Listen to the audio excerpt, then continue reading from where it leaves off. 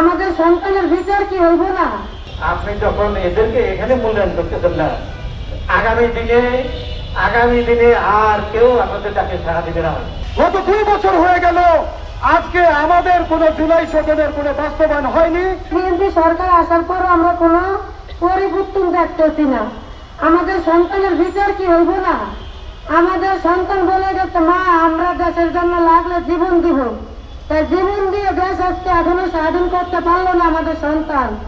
আমাদের সন্তানের বিচারটা যেন পরিবর্তন ভাবে হয়, এতটুকু আমাদের এই সরকারের কাছে আমাদের দাবি। একসময় দেখতাম যে বিভিন্ন অনুষ্ঠানে শহীদদেরকে মঞ্চে উঠানো হতো, কিছুদিন পর দেখলাম যে মঞ্চ থেকে নিচের কাছে নিয়ে আসা হয়েছে। এখন দেখি যে শহীদদের প্রতিষ্ঠান আর কোনো 3-4 দফা থাকছে না। তাহলে এই দেশে আবার যদি এই ধরনের কোনো অন্ধকার নেমে আসে, আবার যদি কেউ এই দেশের এই স্বাধীনতা বিপ্লবের জন্য ডাক দেওয়া হয়, আপনি যখন এদেরকে এখানে মূল্যায়ন করতেছেন না, আগামী দিনে আর কেউ আপনাদের ডাকে সাড়া দিবে না। আমরা সেই সুবিচার ট্রাইব্যুনালে আমরা পাইনি। আর আজকে গত 2 বছর হয়ে গেল, আজকে আমাদের কোনো জুলাই সনদের কোনো বাস্তবায়ন হয়নি এবং আমাদেরকে সুষ্ঠু বিচারের কোনো আশ্বাস এখনো দেয়নি তারা।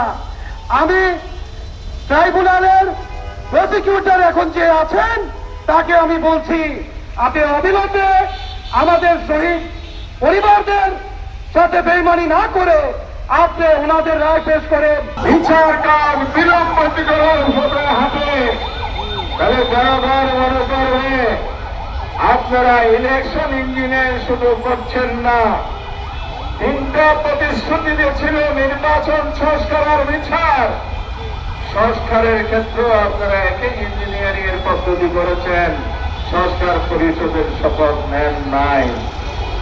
আর যদি দলীয় প্রসিকিউটর দিয়ে বিচার কার্যকে ব্যাহত করতে চান, এখানে যদি কোনো অশুভ পরিকল্পনা থাকে, এর পরিণতি শুভ হবে না।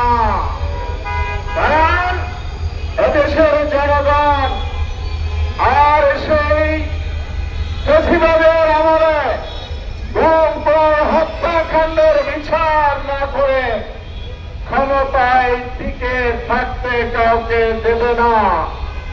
সেই পথে যদি যান, তাহলে আমরা স্পষ্ট বলতে চাই, বর্তমান বিচার প্রক্রিয়ার মধ্যে যারা আছেন, বিশেষ করে দলীয় প্রসিকিউটর বৃন্দকে বলতে চাই, ছেলে বলে কৌশলে যদি এক অবস্থা চালান, জনতার আদালতে আপনাদের বিচার হবে, বিচারের কাজ করে আপনাদেরকে দাঁড়াতে হবে।